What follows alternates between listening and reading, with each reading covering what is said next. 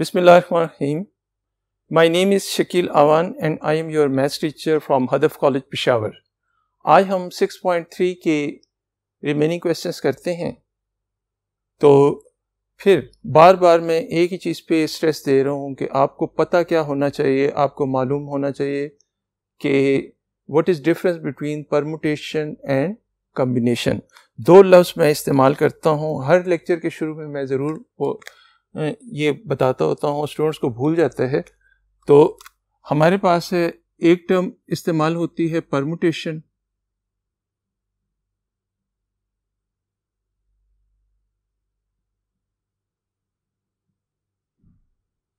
और दूसरी टर्म होती है कॉम्बिनेशन।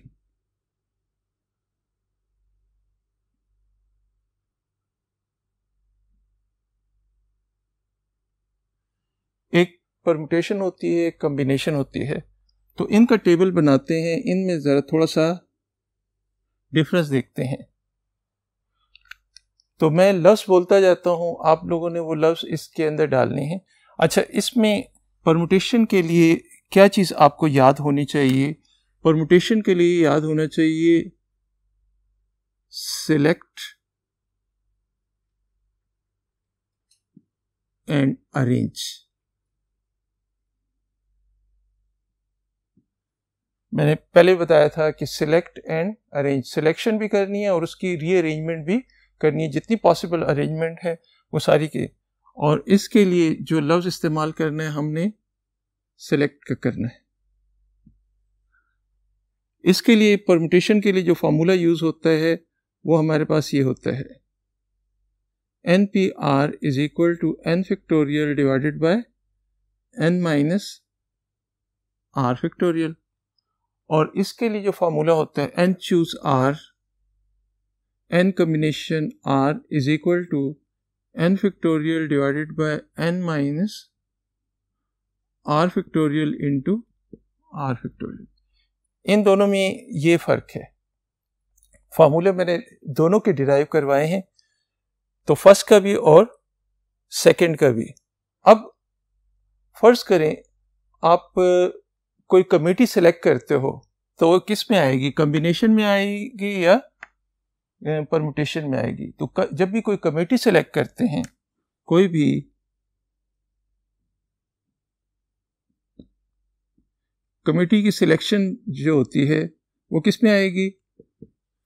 कॉम्बिनेशन में।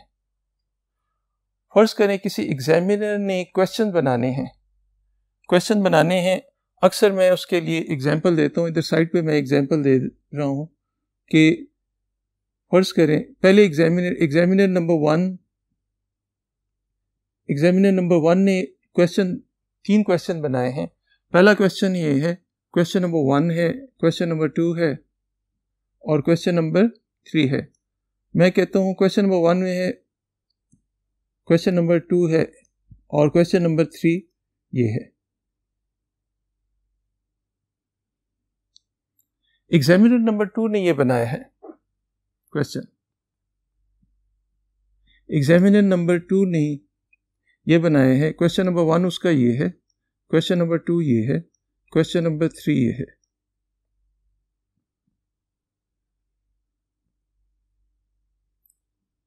इसी तरह और भी बन सकते हैं, लेकिन मैं सिर्फ एक्सप्लेन करना चाह रहा हूँ। एग्जामिनर नंबर 1 ने क्या बनाया है? पहला क्वेश्चन उसका है वो इज़ जरदारी, दूसरा है वो इज़ इमरान खान, तीसरा है वो इज़ नवाज शरीफ। अब एग्जामिनर नंबर 2 ने क्वेश्चन ये बनाए हैं, वो is Imran Khan, question number 2 is Zardari, वो इज़ नवाज शरीफ। बताएं क्या ये दोनों पेपर्स एक ही पेपर हैं या अलग अलग पेपर हैं? Both are the same papers. आप थोड़ा सा गौर करें, सिर्फ क्वेश्चन का ऑर्डर चेंज हुआ है। क्वेश्चन का ऑर्डर चेंज हुआ है और क्वेश्चन के ऑर्डर चेंज होने से क्वेश्चन पेपर पे कोई फ़र्क नहीं पड़ता।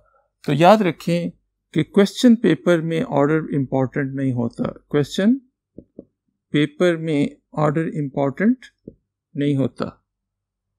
आप फर्ज करें हैंडशेक्स करते हो या लाइंस बनाते हो, कोई लाइंस बनाते हो, ज्योमेट्रिकल फिगर, तो उसमें ऑर्डर इम्पॉर्टेंट नहीं होता। आप ए को बी से मिलाओ या बी को ए से मिलाओ, इट डजेंट मैटर, इससे कोई फ़र्क नहीं पड़ता, तो वो एक ही रिजल्ट कहलाएगा। तो क्वेश्चन पेपर में कमेटीज़ की सिलेक्शन में, लाइंस में, तो इसमें ऑर्डर इम्पॉर्टेंट नहीं होता। लेकिन अगर आप परमुटेशन में देखो, परमुटेशन में हमारे पास ये ऑर्डर इज इम्पॉर्टेंट, इधर हम लिख देते हैं order is not important, is not important. ये थोड़ी बहुत चीज़ें आपके जहन में होनी चाहिए, अदरवाइज हम खुद जब स्टूडेंट होते थे तो जब पेपर में क्वेश्चन आता था तो हम कहते यार ये परमुटेशन से होगा या कम्बिनेशन से होगा, तो वो आपको पता होना चाहिए कि कम्बिनेशन का फार्मूला कब लगता है, परमुटेशन का फार्मूला कब लगता है। तो फिगर वाले क्वेश्चन साथ साथ क्वेश्चन में भी अंदाज़ा होता जाएगा। तो लेकिन हम कुछ चीज़ें लेते हैं, आप पासवर्ड लेते हो,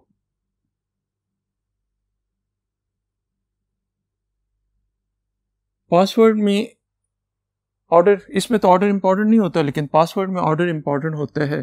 फर्ज करें मैं लिखता हूं पासवर्ड मेरा है PUT पुट। अब कंप्यूटर में जाके मुझे PUT तो याद है, मैं TUP लिख देता हूं, तो क्या वो खुलेगा? नहीं खुलेगा, क्योंकि इसमें ऑर्डर इंपॉर्टेंट है, इसी ऑर्डर में मैं लिखूंगा तो वो खुलेगा। तो पासवर्ड किस चीज़ के लिए इस्तेमाल हो? पासवर्ड फाइंड करने के लिए हमें क्या चीज़ चाहिए होती है? परमुटेशन। पासवर्ड में ऑर्डर इंपॉर्टेंट होता है। नेक्स्ट हमारे पास ये होते हैं व्हीकल नंबर्स। व्हीकल की स्पेलिंग क्या होती है? व्हीकल, ये व्हीकल की स्पेलिंग ज़रा देख लें। व्हीकल नंबर, व्हीकल नंबर्स जो होते हैं उसमें अगर आपकी गाड़ी का नंबर है 745 तो 745 ही रहेगा, उसका ऑर्डर अगर आप चेंज करोगे तो वो किसी और की गाड़ी बन जाएगी। तो पासवर्ड हो गए, व्हीकल नंबर्स हो गए, आपके मोबाइल नंबर्स हो गए,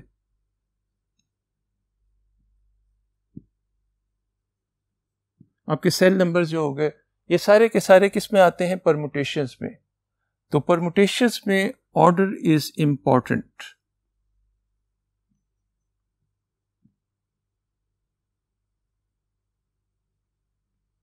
परमुटेशन में ऑर्डर क्या होता है?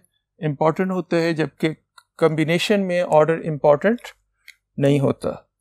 तो ये याद रखें, परमुटेशन में ऑर्डर इंपॉर्टेंट होता है, इसमें ऑर्डर इंपॉर्टेंट नहीं होता। कॉम्बिनेशन में इन दोनों में फ़र्क आपको, तो हर क्वेश्चन पे उंगली रखें आप। 6.2 और 6.3 की तमाम एग्जाम्पल और तमाम क्वेश्चन में हर क्वेश्चन पे उंगली रखें और अपने आप से पूछें कि इसमें ऑर्डर इंपॉर्टेंट है या नहीं है, इसमें कॉम्बिनेशन क्यों लगेगा, परमुटेशन। तो तभी आपको ये चीज़ समझ आएगी, कम्प्लीटली समझ आएगी। तो आए नेक्स्ट, उसके लिए नेक्स्ट टॉपिक के लिए नेक्स्ट बोर्ड पे चलते हैं। अच्छा, अब हम फर्ज करें आप एक कमरे में जाते हैं, एक कमरे में जाते हैं, वहाँ पे 10 बंदे हैं। कितने बंदे हैं? 10 बंदे हैं, और 10 बंदे, हर बंदा दूसरे के साथ हाथ मिलाता है, हर बंदा दूसरे के साथ हैंडशेक।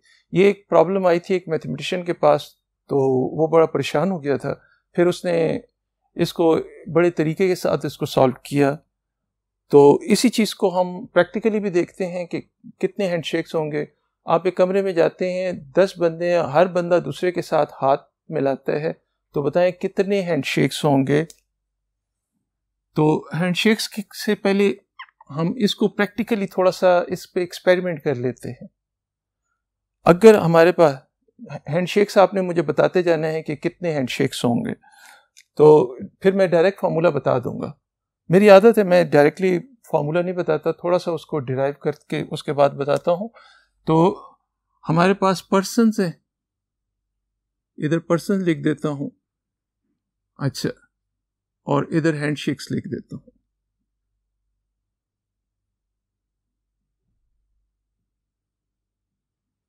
इसको जरा इंटरेस्ट से देखें, बड़ा आसान सा क्वेश्चन है। आपके पास 2 बंदे हैं तो कितने हैंडशेक्स होंगे? 2 बंदे हैं तो कितने हैंडशेक्स होंगे? मैं क्लास में पूछ रहा तो वो कहते हैं सर 2 हैंडशेक्स। मैंने कैसे? कहते एक दफ़ा इस तरह हाथ मिलाएगा, एक दफ़ा इस तरह हाथ। तो हाथ एक ही मिलाना है, राइट वाला ही मिलाना है। तो आपके पास अगर 2 बंदे हैं ए और बी, तो इनका हैंडशेक सिर्फ और सिर्फ 1 होगा। तो हैंडशेक्स की तादाद कितनी होगी? 1। अब बंदे आहिस्ता आहिस्ता बढ़ाते जाते हैं। 3 बंदे हैं, ए है, बी है और सी है। तो इनके हैंडशेक्स हम काउंट करते हैं। ए बी के साथ हाथ मिलाएगा, ए बी ने बी के साथ हाथ मिलाया तो बी को ए के साथ हाथ मिलाने, ये दोनों एक ही चीज़ है, ए बी और बी ए सी के साथ हाथ मिलाएगा और फिर बी सी के साथ, तो टोटल कितने हैंडशेक्स हो गए? 3 हैंडशेक्स। अगर 3 बंदे हैं तो 3 हैंडशेक्स। अब इसी को फर्दर देखते हैं, 4 बंदे हैं, 4 बंदे हैं तो कितने हैंडशेक्स बनते हैं? बंदे बढ़ा दें, A B C and D. A ने बी के साथ हाथ मिलाया, ए ने सी के साथ, ए ने डी के साथ, बी ने सी के साथ, बी ने डी के साथ और सी ने डी के साथ। तो टोटल कितनी लाइनें बननी है, कितने हैंडशेक्स हैं? तो टोटल 1 2 3 4 5 6। तो नंबर ऑफ हैंडशेक्स कितनी आ गए? 6। एक और कर लेते हैं, 5 बंदे हैं। कितने बंदे हैं? 5। ए बी सी डी और E, A B C D and E. A ने बी के साथ, ए ने सी के साथ, ए ने डी के साथ, ए ने ई के साथ। समझ आ रही है ना? फिर बी ने सी के साथ, बी ने डी के साथ, बी ने ई के साथ, फिर सी ने डी के साथ, सी ने ई के साथ और डी ने ई के साथ। तो ये काउंट करें, मैं इधर लाइन 1 2 3 4 और 5, ये तो हो चुका है 5, और 5 बाहर हैं। तो टोटल हैंडशेक्स की तादाद कितनी है? 10। अगर आप थोड़ा सा गौर करो, थोड़ा सा ज़हीन बंदा हो, तो वो बड़े आराम से डिड्यूस कर सकता है। 2 बंदे हैं तो 1 हैंडशेक है, 3 बंदे हैं तो ये 1 + 2 हैंडशेक्स हैं, 4 बंदे हैं तो 1 + 2 + 3 हैंडशेक्स हैं। 5 बंदे हैं, अगर 5 बंदे हैं तो 1 + 2 + 3 + 4। देखें 10 आता है ना इससे। तो मुझे ये बताएं कि अगर 10 बंदे होंगे, कितने बंदे हैं? 10 बंदे होंगे तो कितने हैंडशेक्स होंगे? तो ये 5 बंदे हैं तो हम 4 तक गए, 4 बंदे हैं तो हम 3 तक गए, 3 बंदे हैं तो हम 2 तक गए, तो 10 बंदे हैं तो हम कितने तक जाएंगे? 1 + 2 + 3 + 4 + 5 + 6 + 7 + 8 + 9। तो कहाँ तक जाएंगे? 9 तक। तो 9 तक जाएंगे तो टोटल हैंडशेक्स की तादाद 45 आ जाती। तो अगर 10 बंदे हैं तो नंबर ऑफ हैंडशेक्स कितने होंगे? 45 हो जाएंगे। तो ये तो मुश्किल तरीका है, ये सिर्फ कंसेप्ट देने के लिए मैंने आपको ये चीज़ बताई है कि अगर पर्सन्स और हैंडशेक्स के दरमियान रिलेशन क्या है। तो हैंडशेक्स का डायरेक्ट मैं फार्मूला बताता हूँ। हैंडशेक्स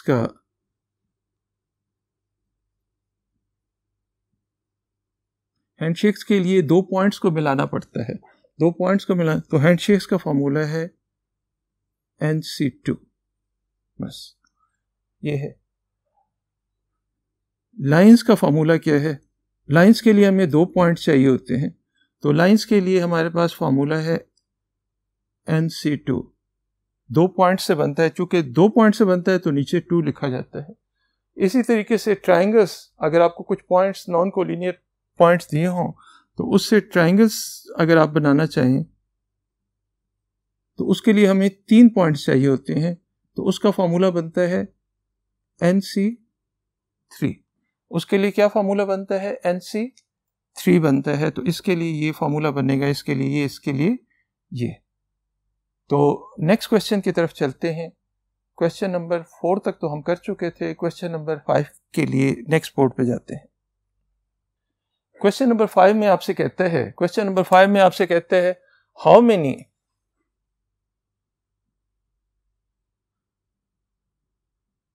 मेनी स्ट्रेट, अच्छा हाउ मेनी स्ट्रेट, पहला पार्ट ये है, स्ट्रेट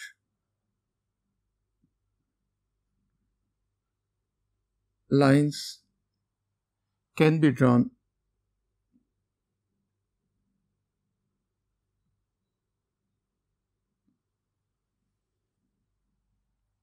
from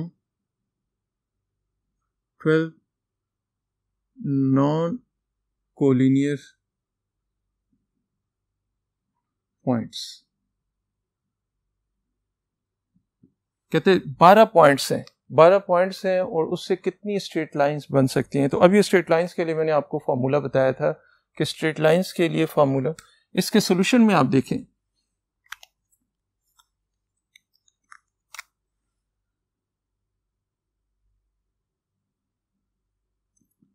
इसके सोल्यूशन में अच्छा एक और चीज भी मांगी है, इसी का सेकंड पार्ट भी है।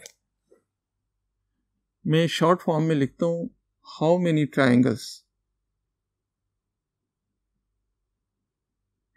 आप अपनी बुक से देख लिया करें क्वेश्चन प्रॉपरली, कितनी ट्राइंगल्स बनती हैं, कितनी लाइंस बनती हैं। तो फर्स्ट पार्ट को सॉल्व करते हैं।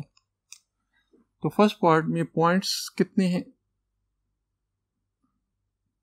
Is equal to n is equal to 12 है। तो नंबर ऑफ लाइंस हमने फाइंड करनी है। तो number of lines is equal to, उसका फॉर्मूला है NC2। NC2 से मुराद क्या है, 12C2। इसको रिवर्स मेथड से करें तो 12 इंटू 11 डिवाइडेड बाई 2 इंटू 1। बेशक फार्मूला लगा दें तो फार्मूला क्या बनेगी, formula n 12 factorial 12 minus 2 factorial into 2 factorial, result यही आता है। तो इससे हमारे पास 6 आ जाएगा, 11 6 आर 66। अगर 12 नॉन कोलिनियर पॉइंट्स हो, यानी एक लाइन पे पॉइंट्स ना हो, तो उससे कितनी लाइंस बन सकती हैं, 66 लाइंस बन सकती हैं। सेकंड पार्ट इसी का है, वो कहते हैं how many triangles can be formed. तो number of triangles n is equal to 12 है, तो number of triangles is equal to NC3 आ जाएगा। NC3 से मुराद क्या है, n को 3 टाइम्स मल्टीप्लाई करें, n से मुराद 12C3। इसको खोलें तो 12 को 3 टाइम्स पीछे ले जाना है, 12 को कितने टाइम्स, 3 टाइम्स। तो 12 into 11 into 10 divided by 3 into 2 into 1। तो 3 4 आर 12, 2 2 आर 4, तो 220 आ जाती है। कितनी ट्राइंगल्स बनती हैं, अगर 12 पॉइंट्स हों तो उससे हमारे पास 220 ट्राइंगल्स बन सकती हैं। तो नंबर ऑफ लाइंस, बाजू का नंबर ऑफ सर्कल्स का क्वेश्चन आ जाता है तो उसमें भी 3 पॉइंट्स हमें चाहिए होते हैं। सर्कल्स को डिटरमिन करने के लिए 3 पॉइंट्स चाहिए होते हैं, ये पुरानी बुक का क्वेश्चन था। तो एक और चीज जरा गौर करें, यहां पे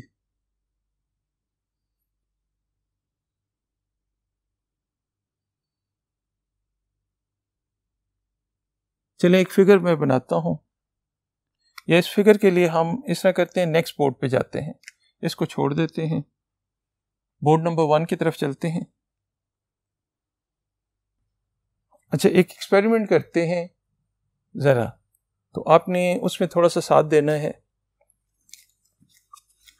फर्ज करें मेरे पास 4 पॉइंट्स हैं, इसको आप एक्स्ट्रा के तौर पे ले लें सिर्फ समझने के लिए। आपके पास 4 पॉइंट्स हैं, कितने पॉइंट्स हैं, 4 पॉइंट्स हैं। ए है, बी है, सी है और डी है। एक क्वाड्रेटिकल या एक स्क्वायर में बनाता हूं, तो इनको पॉइंट्स को आप जरा मिलाएं, ए को बी के साथ, ए को सी के साथ, ए को डी के साथ। ए को आपने किससे मिलाया, डी के साथ, बी को सी के साथ, बी को डी के साथ, और फिर सी को डी के साथ। तो पहली चीज, पॉइंट्स कितने थे, पॉइंट्स इज इक्वल टू 4 थे, पॉइंट्स 4 थे। बताएं लाइंस कितनी बनी, लाइन हमारे पास 6, काउंट कर लें बेशक, 1 2 3 4 5 6 लाइन्स हमारे पास 6। अब इसी में अगर आप ये देखें तो ये जो हैं ये दरमियान वाली लाइन को मैं रेड से वो कर देता हूं। ये जो लाइंस है इनको हम क्या कहते हैं? डायगनल्स। तो बताएं डायगनल्स कितनी है?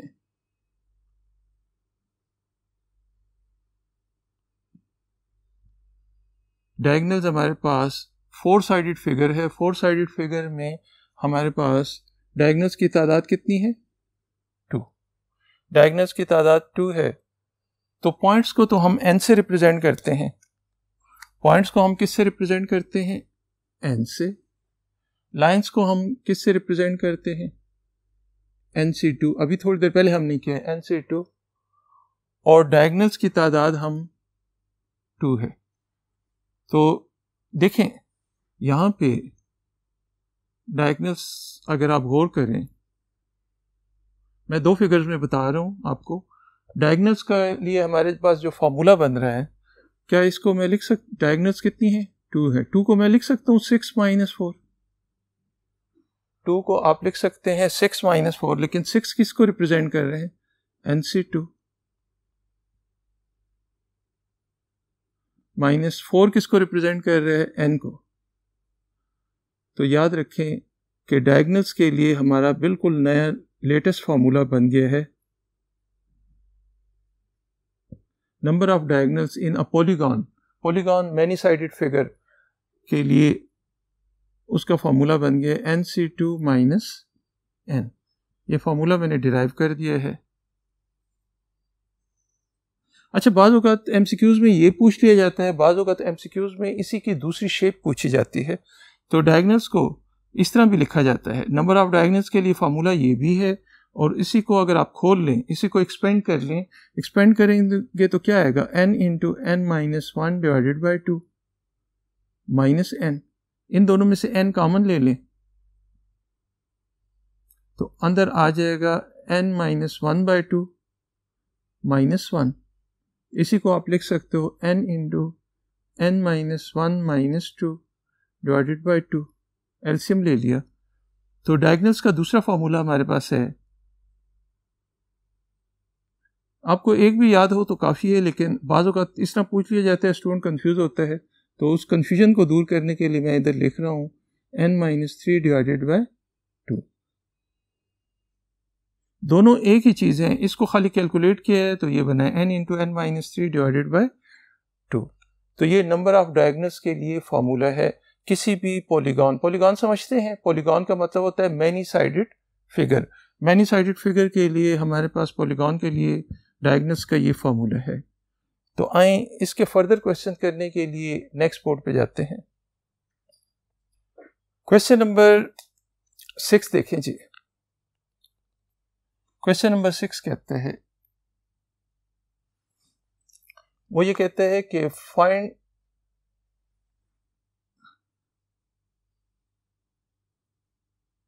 Number of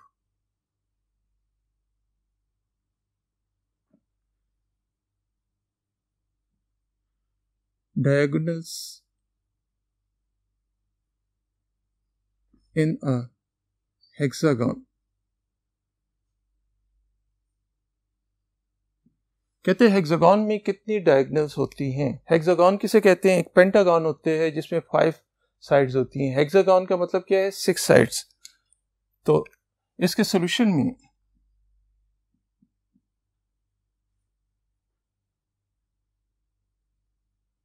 in hexagon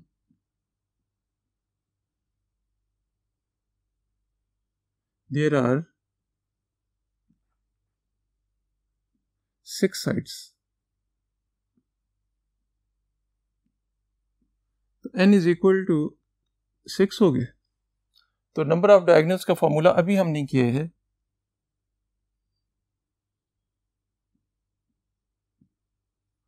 diagonals is equal to nc6। Number of diagonals का फॉर्मूला क्या है? nc2 - n होता है ना, nc2 - n। तो n से मुराद है -6।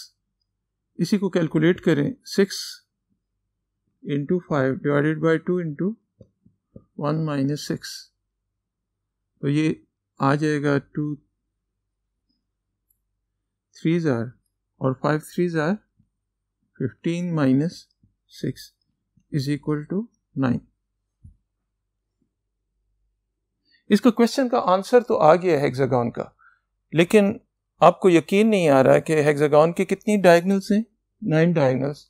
तो हम क्या करते हैं, इसको चेक कर लेते हैं। चेक करना ज़रूरी नहीं है कि वाकई 9 डायगोनल्स आती हैं या नहीं। तो 6 आप कोई पॉइंट्स लें, 1 2 3 4 5 6, 1 2 3 4 5 6। ये A है, ये B है, ये C है, ये D है, ये E है, ये F है।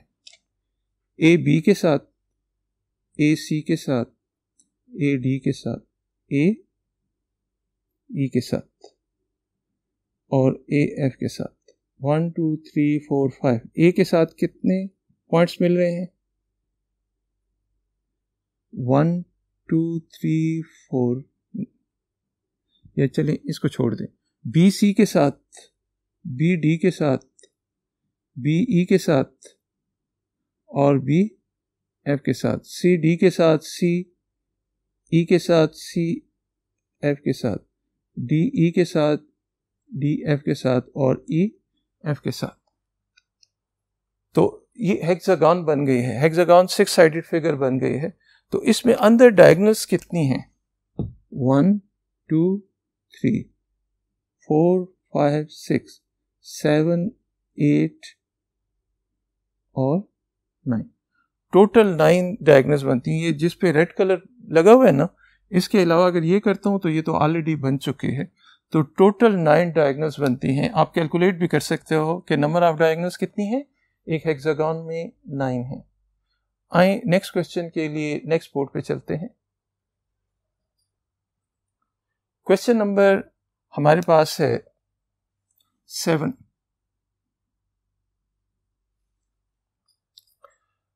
तो क्वेश्चन मैं जुबानी बता देता हूं। In a party there are 20 people and each person shakes hand with the other person. How many handshakes are there? तो persons की तादाद कितनी है? persons, ये क्वेश्चन आप बुक से पढ़ लो।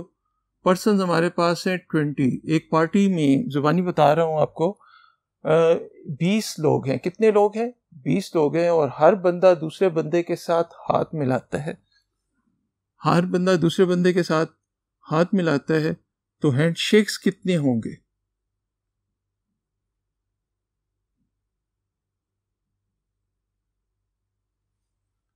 तो नंबर ऑफ हैंडशेक्स के लिए मैंने आपको फॉर्मूला बताया था। Here n is equal to 20। तो number of handshakes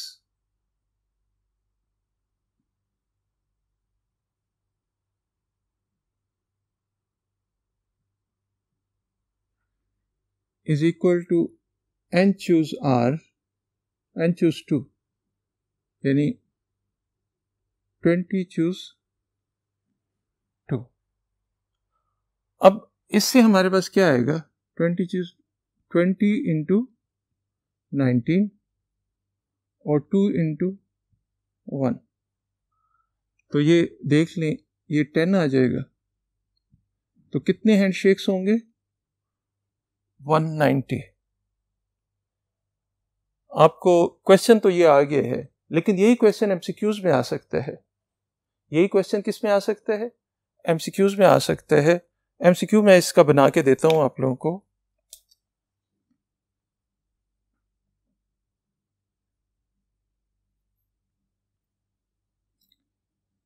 in a party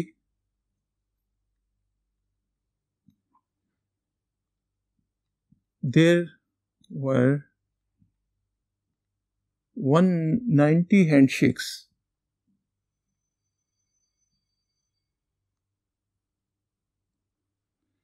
How many persons are there?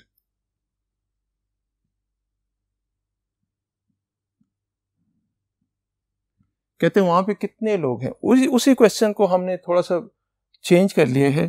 तो ए ऑप्शन में दे रहा हूँ 10, बी ऑप्शन दे रहा हूँ 20, सी ऑप्शन दे रहा हूँ 15 और डी ऑप्शन दे रहा हूँ 40। तो अब क्या दिया हुआ है, हैंडशेक्स गिवन है, हमने पर्सन्स की तादाद मालूम करनी है। तो आपको पता है handshakes is equal to NC2 होता है। हैंडशेक्स की तादाद क्या दी हुई है 190 और NC2 का मतलब क्या होता है n into n minus 1 divided by 2 को आप उस साइड पे ले जाओ तो 190 into 2 is equal to n into n minus 1। अब 190 के फैक्टर बनाए, 9 2s are 18, 5 2s are 10, 5 1s are 5, 5 9s are 45। तो ये आ जाएगा। इसी को आप लिख सकते हो 19 into 10 into 2 is equal to n into n minus 1। आप इसी को लिख सकते हो n into n minus 1 is equal to 20 into 19। तो बताएं n की वैल्यू क्या आ जाएगी, बड़ा बड़े के इक्वल आ जाएगा, n इज इक्वल टू 20। तो ये क्वेश्चन MCQs में भी पूछा जा सकता है। तो ये थे आज के क्वेश्चन। नेक्स्ट क्वेश्चन, इसके चंद क्वेश्चन और एक दो एग्जांपल्स रहती हैं, वो नेक्स्ट लेक्चर में इंशाल्लाह करेंगे। Thank you.